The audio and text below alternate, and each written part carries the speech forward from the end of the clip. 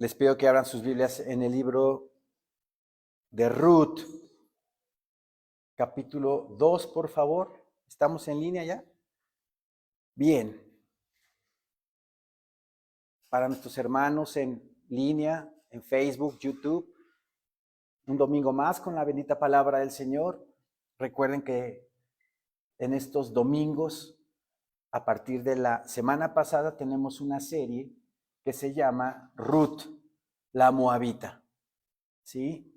Soy su pastor, Juan Antonio Celis, un domingo más predicando la bendita palabra del Señor.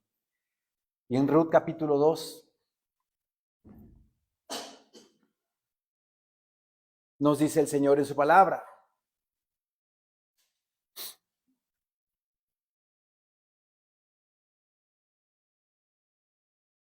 amén, hermanos.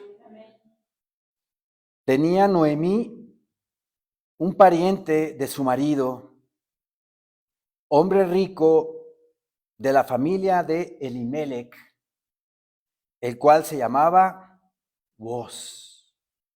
¿Sí? Recuerden que Elimelech y Noemí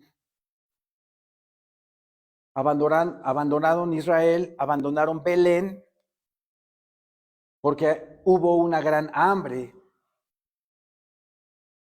Se fueron para tierra de Moab,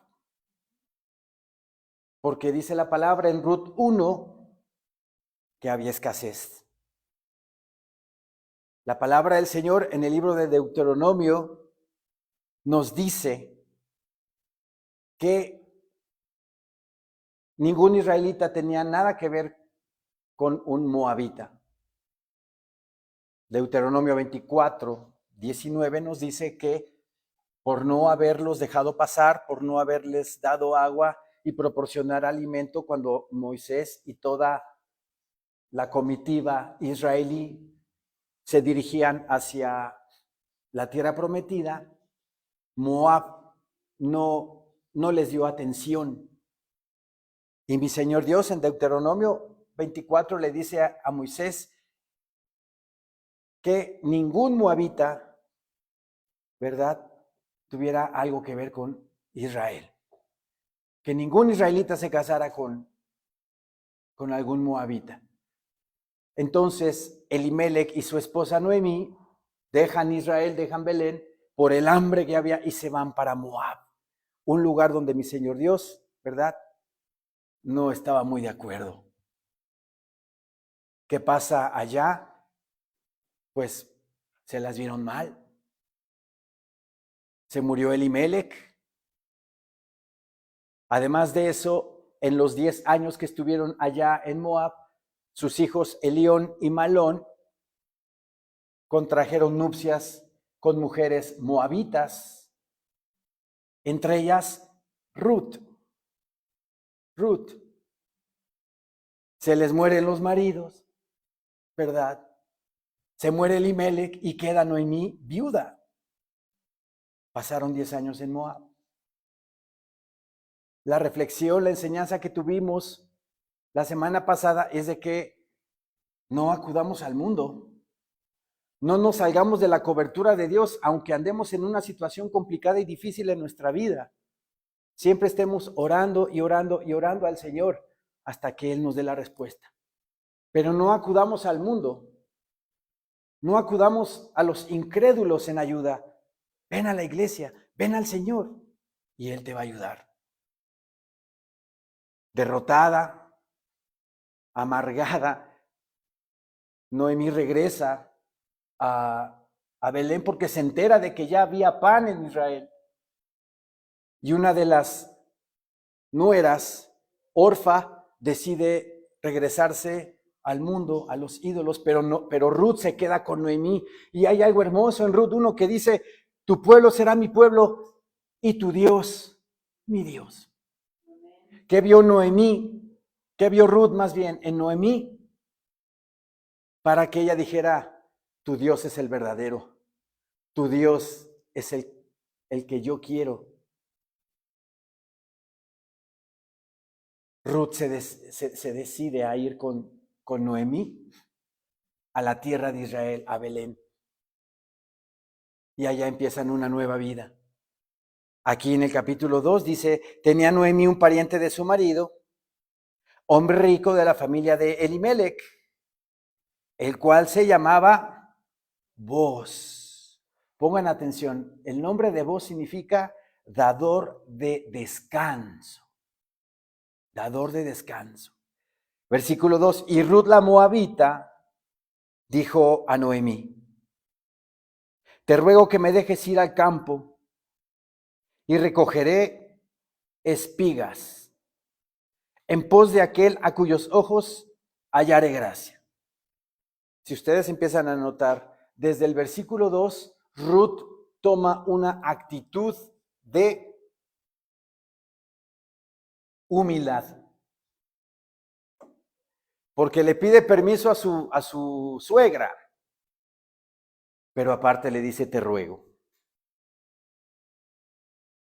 Otra mujer con otro carácter, con otro temperamento, con ínfulas, digámoslo así, agarran y le pide permiso a su suegra. Y me voy y me salgo y hago lo que quiero.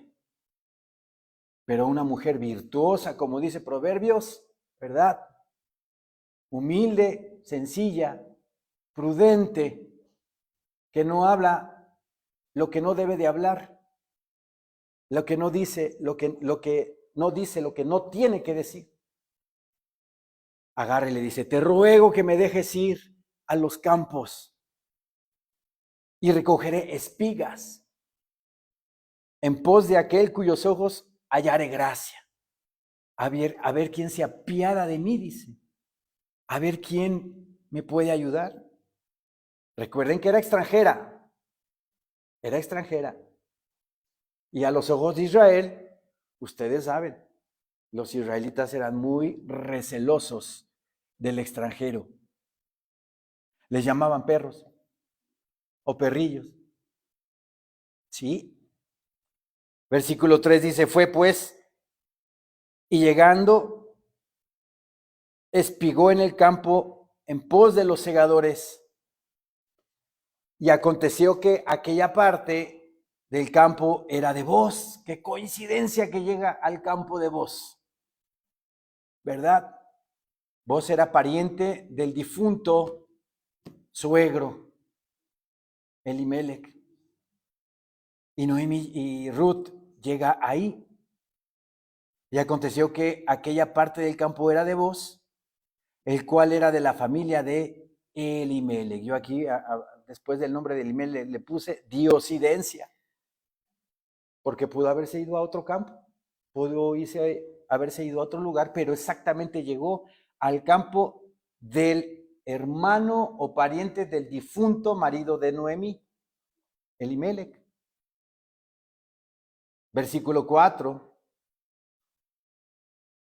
Y he aquí que Boz vino de Belén y dijo a los segadores, Jehová sea con vosotros. Y ellos respondieron, Jehová te bendiga. Aquí está la primera aparición de Boz en escena. La primera aparición en escena de Ruth, que demostró humildad, sencillez, prudencia. Y en la primera aparición de Boz, ¿qué estamos viendo aquí en escena? Piedad. Piedad hacia Dios. Se ve que era un hombre totalmente entregado al Señor, que trataba bien a sus sembradores, a sus cosechadores, hablándoles, bendito sea Jehová. ¿Y cómo le contestan los segadores? Y ellos respondieron, Jehová te bendiga. Quiere decir que era un hombre piadoso, amoroso, entregado completamente al Señor. Y Boz dijo a su criado, el mayordomo de los segadores, ¿de quién es esta joven? Y el criado, mayordomo de los segadores, respondió y dijo, es la joven moabita que volvió con Noemí de los campos de Moab. Todo el mundo sabía quién era. Todo el mundo sabía que Noemí se había ido y que había regresado a tierra de Israel y que se trajo a una mujer extranjera. Ya la tenían detectada, ya la tenían identificada. Versículo 7 dice, y ha dicho, te ruego que me dejes recoger y juntar tras los segadores entre las gavillas. Qué actitud de Ruth, ¿verdad? Como cristianos así debemos de ser. Así debemos de vivir, en ruego, pidiendo las cosas con educación, pero con ruego, en amor a todos nuestros semejantes, marcando esa diferencia, marcando la diferencia totalmente del mundo, entre el mundo y nosotros que somos celestiales, nosotros que somos del Señor. Ruth empezó a mostrar ese fruto, esa actitud. Te ruego que me dejes recoger y juntar tras los segadores entre las gavillas. Entró pues y está desde por la mañana hasta ahora, sin descansar ni aun por un momento. Todo el día trabajó Ruth en recoger lo que estaba tirado en el piso, en el campo. No que la hayan contratado para recoger espigas de arriba. Nuestro Señor en su ley, en su palabra, nos dice que los israelitas cuando cosecharan de su tierra, el residuo, si yo estoy cosechando acá mi trigo y de repente se me cae una espiga, no la levante, la deje ahí. Si estoy cosechando uvas, ¿verdad? Estoy quitando las uvas y de repente de un racimo de 50 uvas, ejemplo, y se me caen 10, déjalas ahí. ¿Por qué? Para que el pobre y el extranjero recogiera del campo todo lo que quedara ahí. Entonces, por eso Ruth, conociendo la costumbre en Israel, ¿sí?, le dice, te ruego que me dejes recoger y juntar tras los segadores. Juntar tras los segadores. Ella tenía que estar atrás de lo que estaban cosechando porque el cosechador el campesino estaba recogiendo la uva y la que fuera cayendo, Ruth atrás de él recogiéndola. Para eso se necesita actitud, ¿verdad? De humildad. No, yo que voy a andar recogiendo detrás del Señor ¿no? Voy a buscar mi alimento por otro lado. Yo que voy a andar haciendo esas cosas. El carácter humilde. De reconocer la necesidad que tengo. Pero a veces cuando tenemos esa necesidad andamos como gatos así. Que nadie me toque. Pero Ruth era diferente. Ruth estaba detrás del cosechador esperando que cayera la uva y Ruth la recogía. Yo aquí apunté del versículo 7, sin enterarse, Ruth era observada en el buen desempeño que realizaba en la colecta, todo el mundo la estaba viendo. Nosotros también estamos bajo supervisión de la gente. Nos observa cuál es nuestra relación con Dios. Pero si te equivocas un poquito como cristiano, ahí ¡pum!, todo el mundo te está juzgando. Y todo el mundo te está señalando. Por eso, ¿cuál es nuestro testimonio? Tan importante, el ejemplo que damos a los demás. ¿Qué proyección tenemos para con el mundo de Cristo Jesús? Porque nosotros somos embajadores, representantes de Dios en la tierra. Imagínense esa responsabilidad que tenemos tan grande. Ruth entró bien, Ruth entró con el pie derecho, con una actitud humilde, sencilla. Todo el mundo la estaba viendo. Versículo 8 dice, entonces Booz dijo a Ruth, oye, hija mía, no vayas a espigar a otro campo, ni pases de aquí, y aquí estarás junto a mis criadas. ¿Vos también de qué manera le habla a ella? Aquí nos deja ver la edad que tenía Booz más o menos, porque le dice hija mía, ya era grande. Digo, no tan grande, ¿verdad? A lo mejor un jovenzuelo de 50 años, ¿verdad? Probablemente, dicen los eruditos que probablemente tenía Booz unos 45 años. Le llama hija mía. Dice, no vayas a espigar a otro campo, ni pases de aquí, y aquí estarás junto a mis criadas. También aquí apunté en mis notas acerca de este versículo. Vos conoce a Ruth en la cosecha de las primicias de la cebada. En Ruth 1, versículo 22, nos dice el Señor en qué tiempo llegó Noemí y Ruth a Belén de regreso. Así volvió Noemí y Ruth la moabita, su nuera, con ella.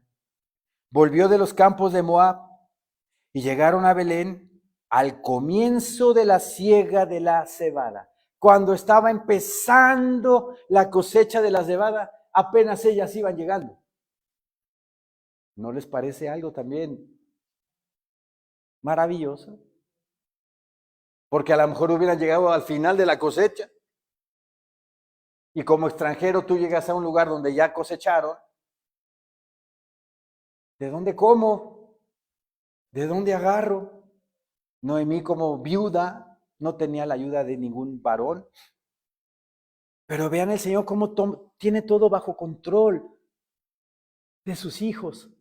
Y cómo ellas llegan al comienzo de la cebada, de la cosecha de la cebada.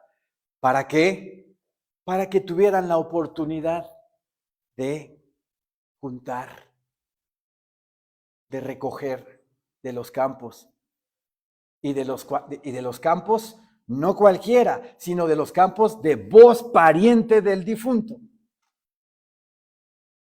Mi Señor Dios tiene todo bajo control. A veces nos preocupamos, a veces nos angustiamos por situaciones que no tenemos nosotros el control de ellas. Solo hay que pedir a Dios en oración y esperar el tiempo del Señor. Ayer platicando con mi madre estábamos hablando de eso, el Salmo 46:10 nos habla el Salmo 46:10 de que tenemos que esperar en el Señor. La hermana Ceci manda el devocional en la mañana al WhatsApp y habla de lo mismo. Habló de esperar en el Señor. Pero a veces nos desesperamos. A veces no vemos los resultados, pero es que el Señor está trabajando contigo y Él sabe el momento exacto, oportuno en el cual va a llegar la bendición. Y no hay que desesperarnos. Al contrario, hay que día a día ejercitar nuestra fe. Ejercitar nuestra fe. Si de repente vienen aquí pensamientos míos o del enemigo, no es cierto. Dios no te va a ayudar, Dios no va a obrar, Dios no te va a dar ese trabajo, Dios no te va a dar ese dinero que estás esperando. Mentira del diablo, dile luego. Y empiezas a atacar en tu mente con versículos bíblicos. Nuestro Dios suplirá nuestras necesidades conforme a sus riquezas en gloria en Cristo Jesús. Y estás empezando a luchar con ese pensamiento, ¿verdad?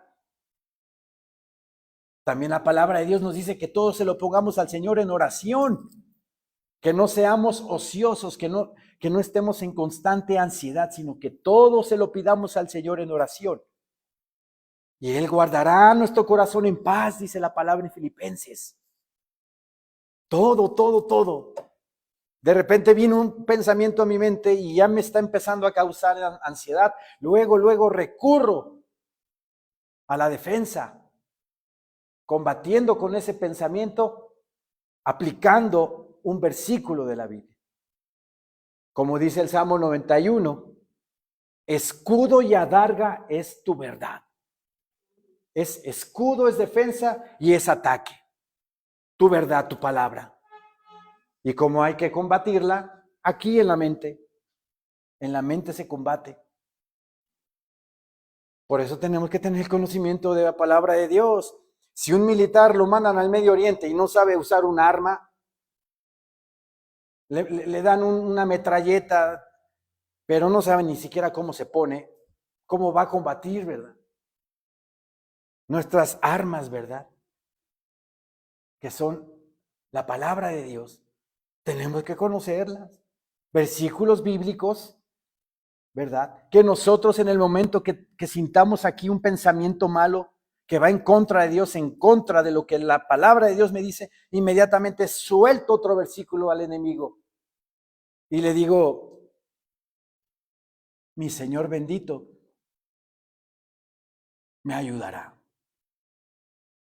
Como dice también David, fui joven y he envejecido y nunca he visto a justo desamparado ni a su descendencia que mendigue pan.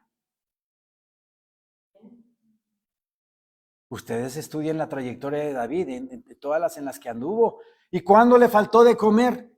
Encerrado en esas cuevas en el desierto, ¿cuándo le faltó de comer? Nunca. ¿Se murió de hambre? No se murió de hambre. Entonces, ¿por qué nosotros nos estamos adelantando a algo que ni siquiera nosotros tenemos el control si va a pasar o no? ¿Me quedaré sin trabajo el año que entra? Como dice nuestro Señor Jesucristo, cada día tiene su propio afán. Tu afán es de 24 horas, pero de esas 24 horas, 8 estás dormido, ¿verdad? Pues sí. Te quedan 16 horas. De esas 16 horas estás trabajando. Pero tú ya te estás adelantando a 48 horas, estás forzando el fusible del afán. No, no, no. Tu afán es hoy. Ya estás pensando mañana a ver a qué hora entro a trabajar. No, disfruta hoy. Hoy es domingo, ¿qué hora es? 12:55 del día. Estás aquí, pero a veces nos adelantamos a mañana. Todavía faltan 12 horas de afán. Hasta las 12, no sé a qué hora se duerman. A lo mejor 10 horas de afán. Tu afán es hoy. No mañana ni pasado. Ya mañana venderás mucho. Primero Dios. Ay, ojalá vaya mañana la que quedó en comprarme aquel producto. No, no, no, afánate hasta mañana. Y mañana en la mañana ponte en oración para que esa persona llegue y te compre. Está bien que ores desde ahora, pero no te afanes. Dice la palabra bendita del Señor.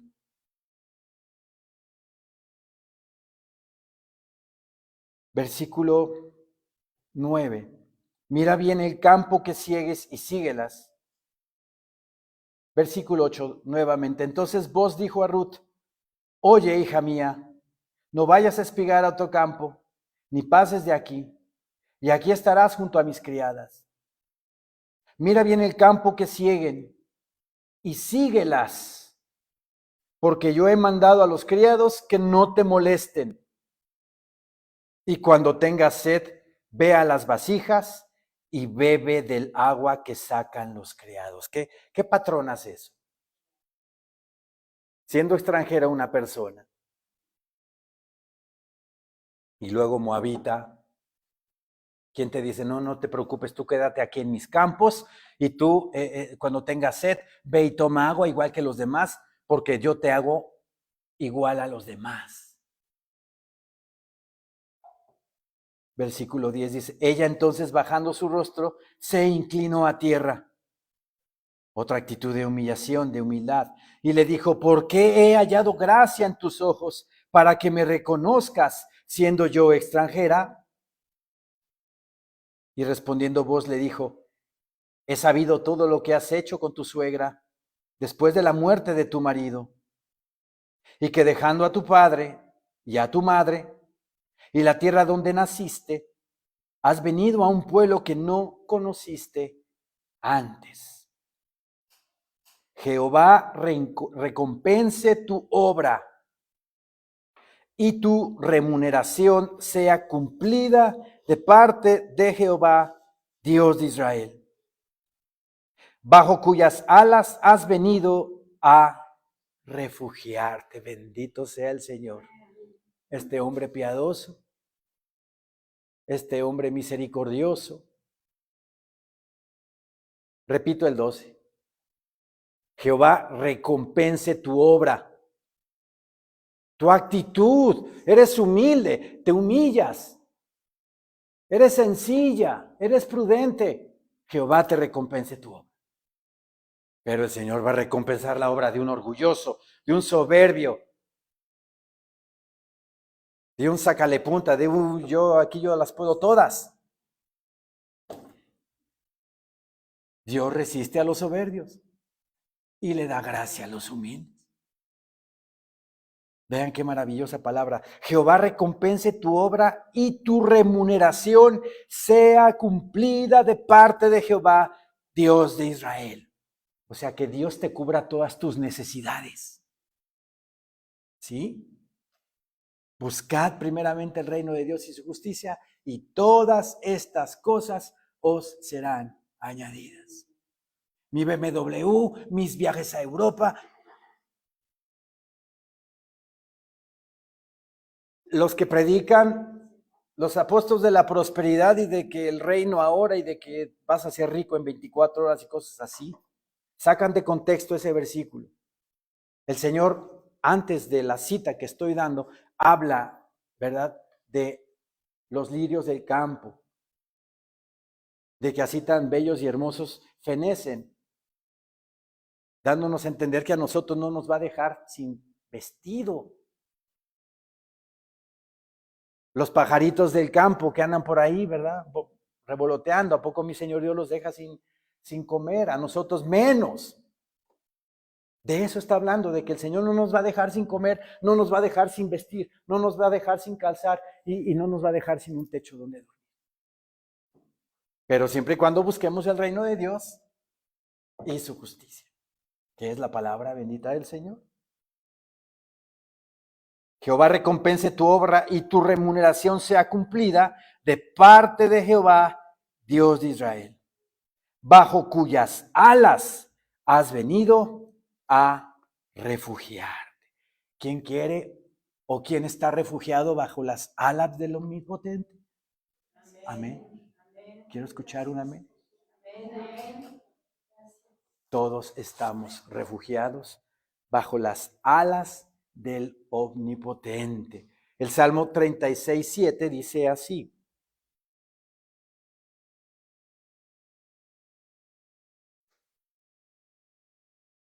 Salmo 36, versículo 7.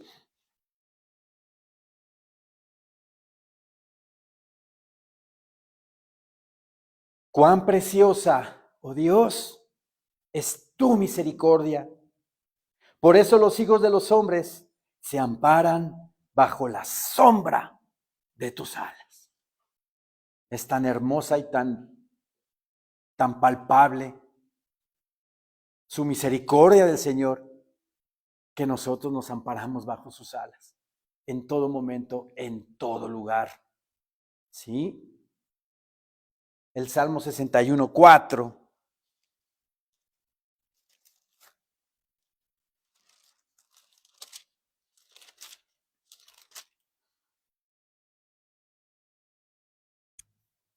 Dice el Señor en su palabra: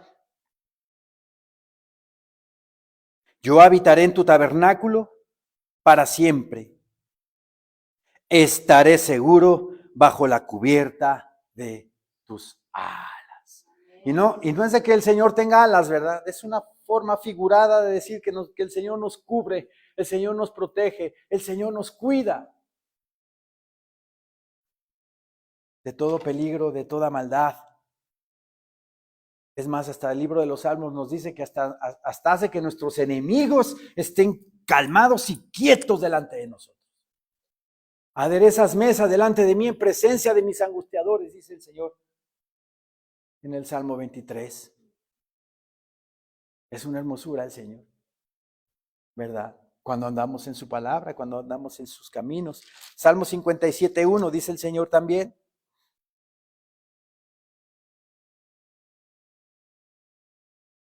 Ten misericordia de mí, oh Dios, ten misericordia de mí, porque en ti ha confiado mi alma, y en la sombra de tus alas me ampararé hasta que pasen los quebrantos. O sea que el Señor no niega que hay quebrantos, que hay angustias, hay problemas, como todo ser humano. Pero esos quebrantos, cuando vengan, inmediatamente nosotros tenemos que ponernos en nuestro cuarto de guerra y ahí orar y pedirle al Señor con todo nuestro corazón que nos ayude a salir adelante de esos quebrantos y que toda mi alma, como dice aquí, confíe plenamente en Él, plenamente en ti, Señor. Ten misericordia de mí, oh Dios, ten misericordia de mí, porque en ti ha confiado mi alma. Y en la sombra de tus alas me ampararé, me voy a refugiar en ti, Señor, me voy a arropar ahí en tu calorcito, mi Señor, en tu seguridad, en tu torre fuerte, Señor, hasta que pasen los quebrantos, hasta que pasen los problemas. Toda tormenta llega a su calma, ¿verdad? El mar cuando anda así medio, no es para siempre, vienen las aguas calmas y ahí sentimos ya la paz, sentimos al Señor en nuestro corazón. Ya pasó todo, ya pasó todo. Regresemos a Ruth, por favor. Ruth 2:13, dice el Señor en su palabra.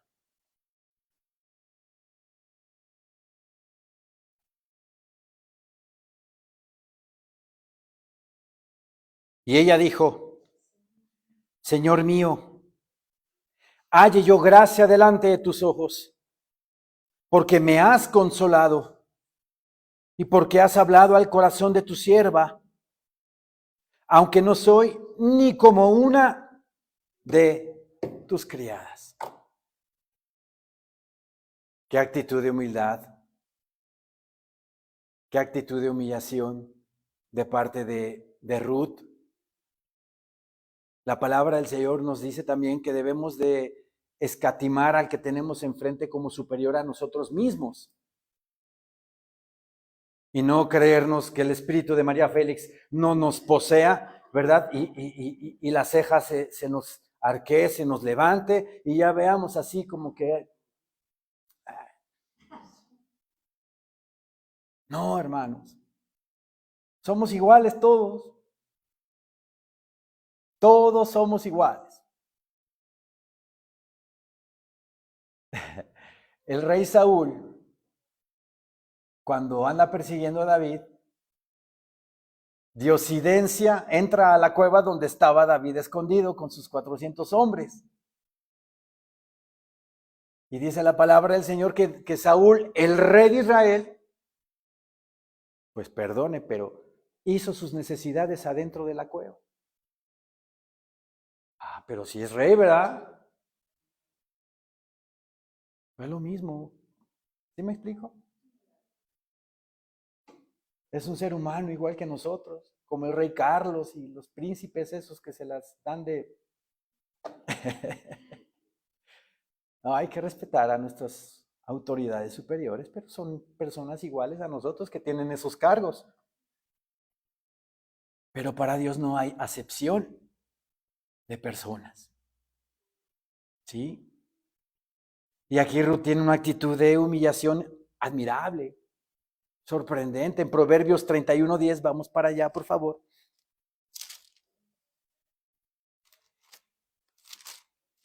Proverbios 31:10.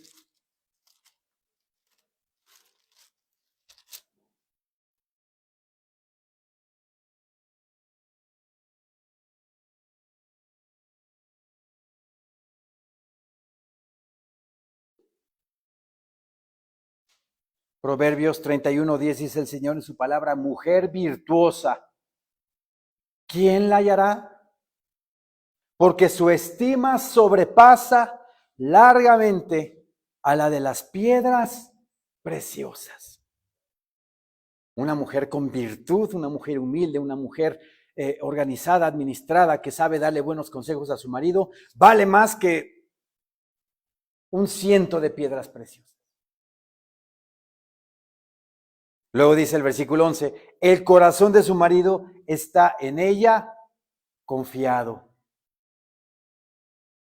y no carecerá de ganancias. La mujer virtuosa está preocupado por el gasto familiar.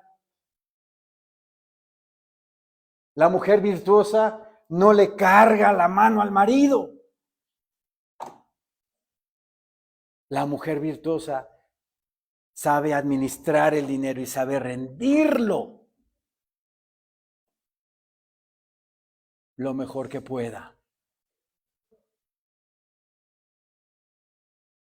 Así era Ruth. Qué admirable mujer, ¿no? Versículo 14 dice, y Booz le dijo a la hora de comer, ven aquí y come del pan y moja tu bocado en el vinagre. Y ella se sentó junto a los segadores y él le dio del potaje y comió hasta que se sació y le sobró. Hasta le sobró. Pero vean qué hermoso versículo. En la Nueva Traducción Viviente este versículo dice así. Después a la hora de comer, Booz la llamó. Ven aquí y sírvete de la comida. Puedes mojar tu pan en el vinagre. Moja tu pan en el vinagre. ¿Qué se están imaginando? ¿A quién recuerdan con esas palabras? De modo que Ruth se sentó junto a los cosechadores y Booz le dio a comer grano tostado, lo que la Reina Valera dice potaje, ¿verdad? En la NTV es grano tostado. El potaje es el grano tostado. Ella comió todo lo que quiso y hasta le sobró. Aquí viene algo muy importante, hermanos. Desde la semana pasada, cuando comenzamos la serie de Ruth, vimos que Ruth representa el pagano, el no judío, representa a la iglesia redimida por Dios, al no judío, al gentil, ¿sí? Y Booz es una figura de nuestro Señor Jesucristo. Es una figura de Cristo. Desde que empezamos a ver la personalidad de Booz, lo vemos. Versículo 4, con sus trabajadores. He aquí que Booz vino de Belén y dijo a los segadores, Jehová sea con vosotros. Y ellos respondieron, Jehová te bendiga. Un hombre piadoso Booz, ¿verdad? Cristo Jesús nos dice, ¿verdad? Yo soy el camino y la verdad y la vida. Nadie viene al Padre si no es por mí. Vos ve a esta mujer extranjera que viene con Noemí, pero esta mujer, figura de la iglesia, de la verdadera iglesia, humillada, rogando, pidiendo, suplicando. Y vos le dice, no coseches en otro campo. Espiritualmente no coseches del mundo, cosecha aquí, en mi campo, en mi era. Cristo Jesús dio la vida por la humanidad para tener una esposa.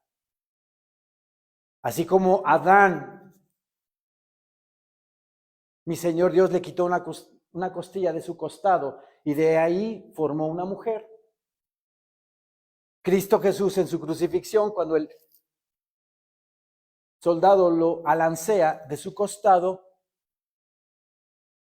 Debido a eso, nace la iglesia. Nace su mujer, que somos todos nosotros, la iglesia.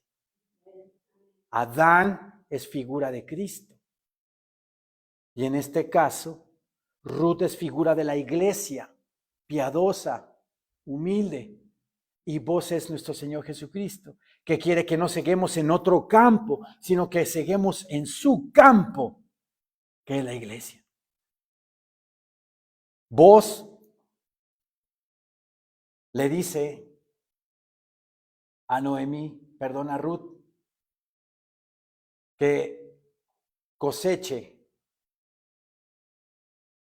y que cuando tenga sed, tome del agua, todo el agua que ella requiera. Mi Señor Jesucristo a la iglesia le da esa fuente de agua, de vida, que salta para vida eterna, que es su Santo y Bendito Espíritu. Esa fuente de agua que salta para vida eterna está dentro de nosotros, está con nosotros, nos habla, nos guía, nos hace entender la palabra, nos restaura, nos ayuda a ser imagen de Cristo.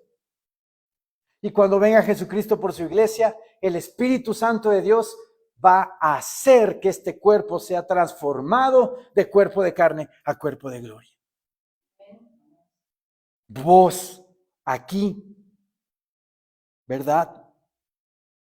Le dijo también,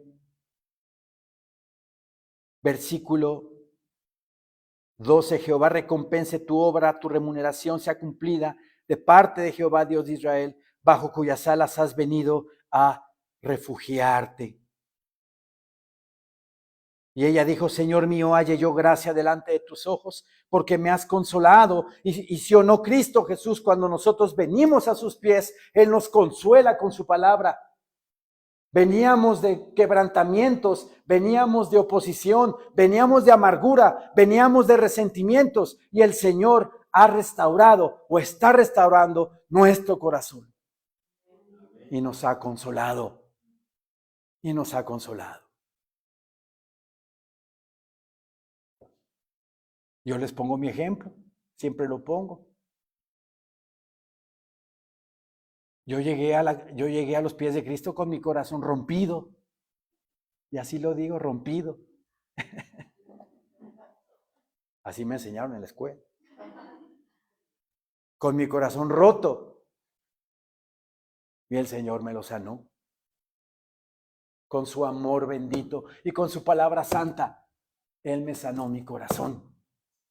Y tantas cosas que está trabajando conmigo. Y estoy hablando en tiempo presente, no es de que diga yo ya estoy hasta acá, top of the top. No. Nada de eso. Ningún ser humano puede decir eso. Ni un ministro de culto. Mi Señor Jesucristo terminará la obra en nosotros cuando Él venga por su iglesia. No dice ahí el versículo versículo 10 de Filipenses 1. Los pastores ya son top of the top, pero la iglesia va a ser restaurada hasta que venga Cristo. No. Dice la palabra que todos al final, cuando venga Cristo, seremos completamente, ¿verdad? Restaurados. Así es de que no hay ningún ministro de culto que yo diga, ustedes allá, yo acá. No, Señor. No, Señor. Entonces vean esta agua hermosa, maravillosa que el Señor le ofrece a Ruth.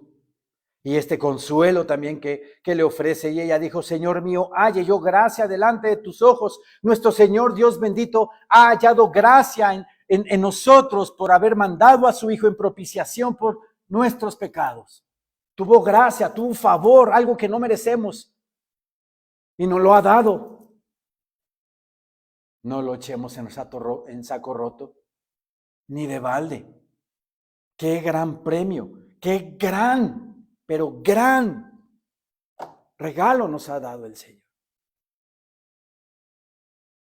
En Juan, vamos a Juan, Evangelio de Juan.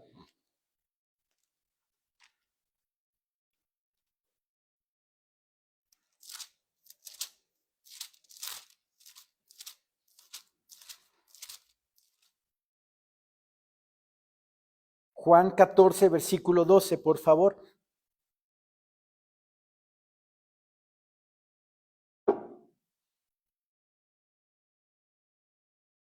Juan 14, 12 dice el Señor en su palabra: de cierto os digo, el que en mí cree, las obras que yo hago, él las hará también. Y aún mayores hará, porque yo voy al Padre. Este versículo se ha tergiversado muchísimas veces.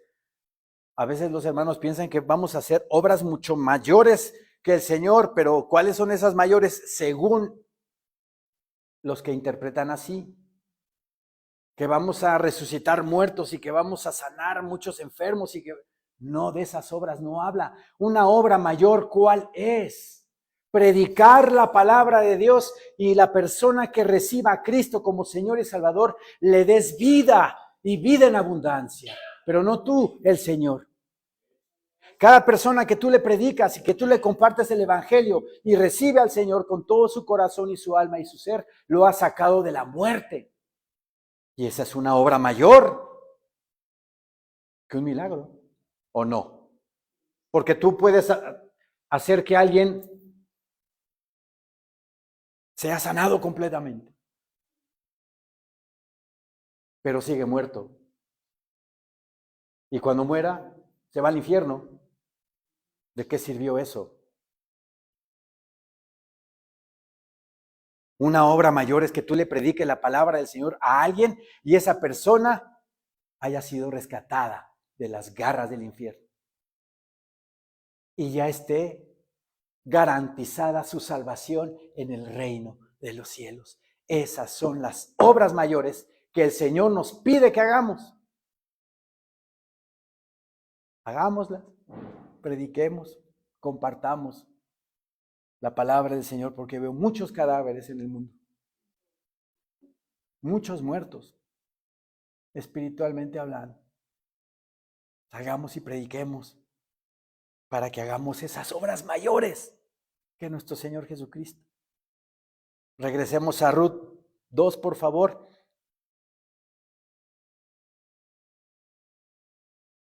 Y ella dijo: Señor mío, halle yo gracia delante de tus ojos, porque me has consolado y porque has hablado al corazón de tu sierva, aunque no soy ni como una de tus criadas. Vuelve a hablar Ruth con humildad.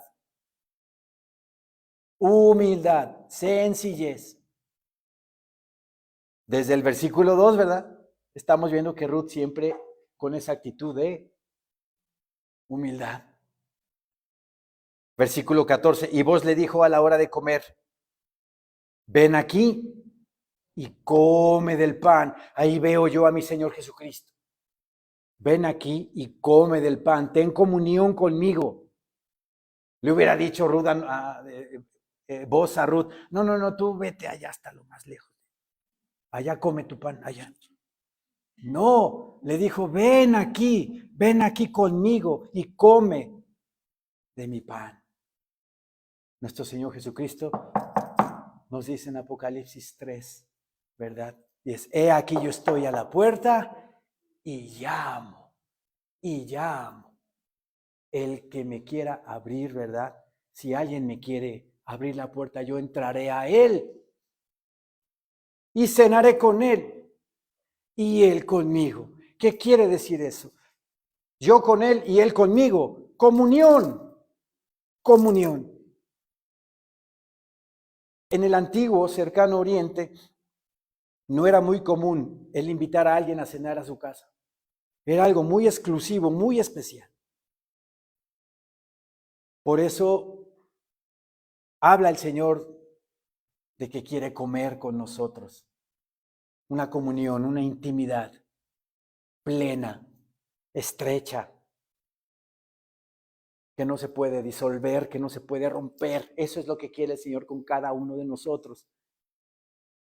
Esa comunión, que comamos del pan. Hoy tenemos Santa Cena, hoy vamos a confirmar nuestra comunión con el Señor.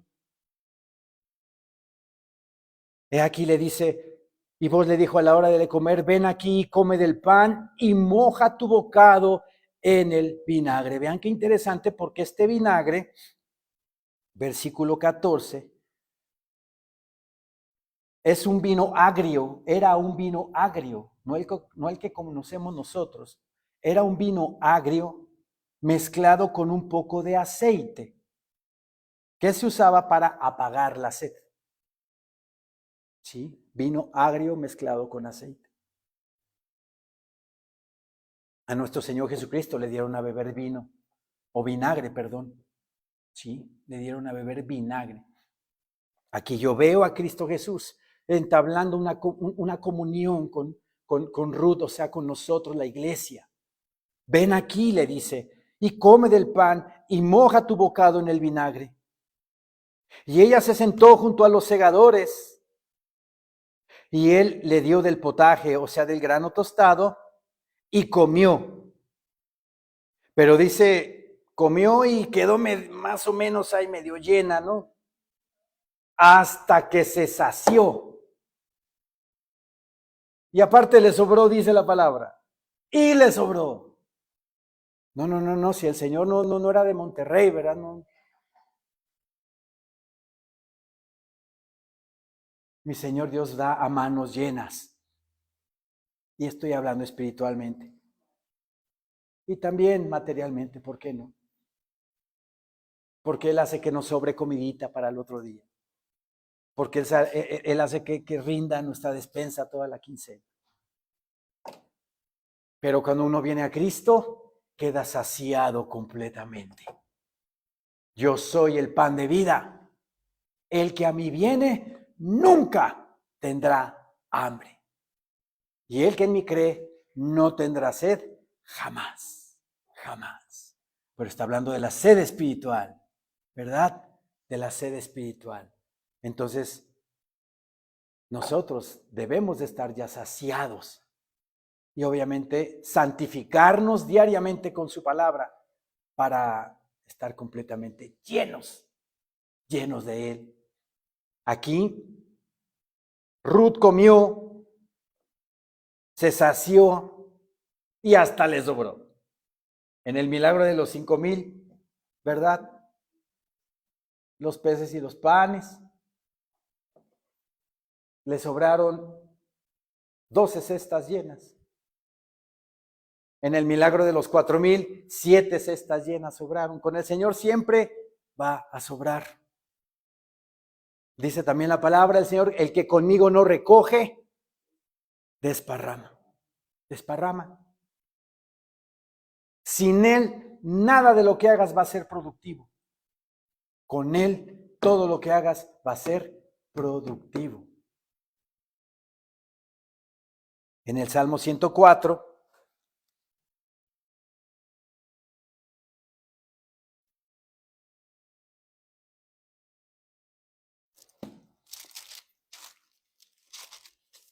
Salmo 104, dice el Señor en su palabra, versículo 14.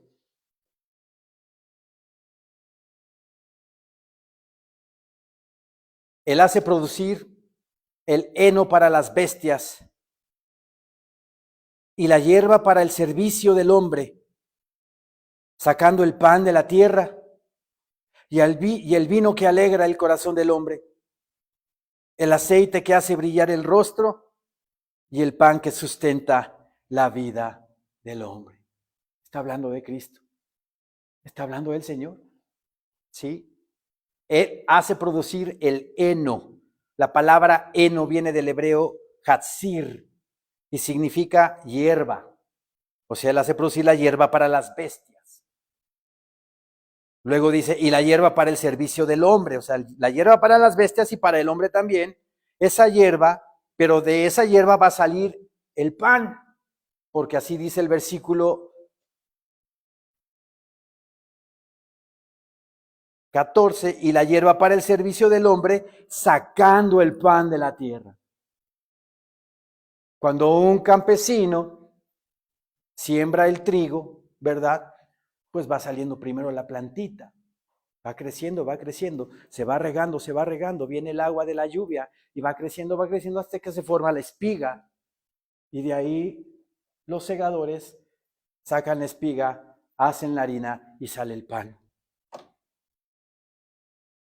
Pero aquí lo interesante es de que nuestro Señor Jesucristo es el pan de vida. Y en la palabra del Señor nos dice que si el grano de trigo no cae a tierra, ¿verdad? Y muere, queda solo. Y no muere, queda solo. Pero que si muere, dará mucho fruto.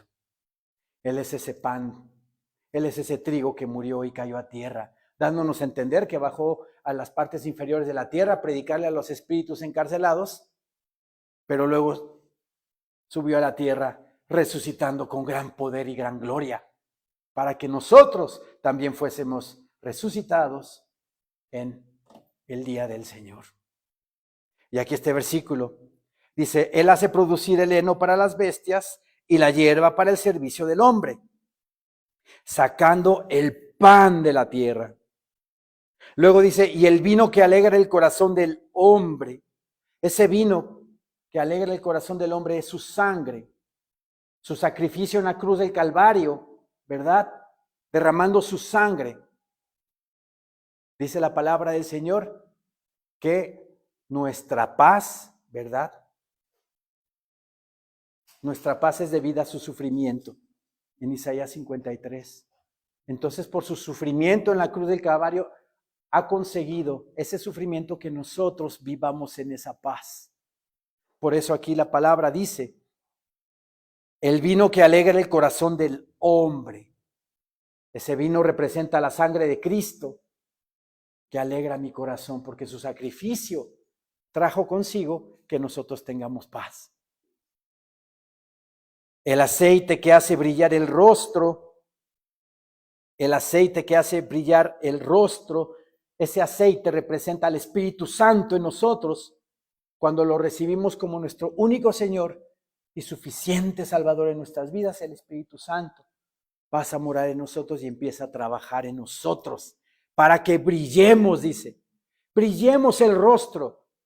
Pero yo les voy a preguntar, ¿con mi propia luz? Porque yo, con la luz y el brillo de Él, para que nosotros brillemos, dice, el aceite que hace brillar el rostro y el pan sustenta la vida del hombre. El pan de vida, Cristo Jesús, sustenta nuestra vida. La sustenta. La sustenta. Ya voy a terminar, hermanos.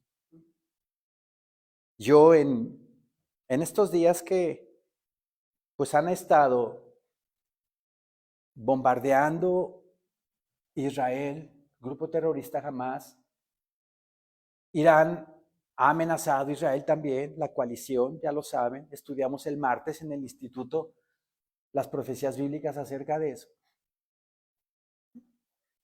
Estudiamos acerca del futuro de Líbano, Siria, Irán, Irak. Está en la Biblia.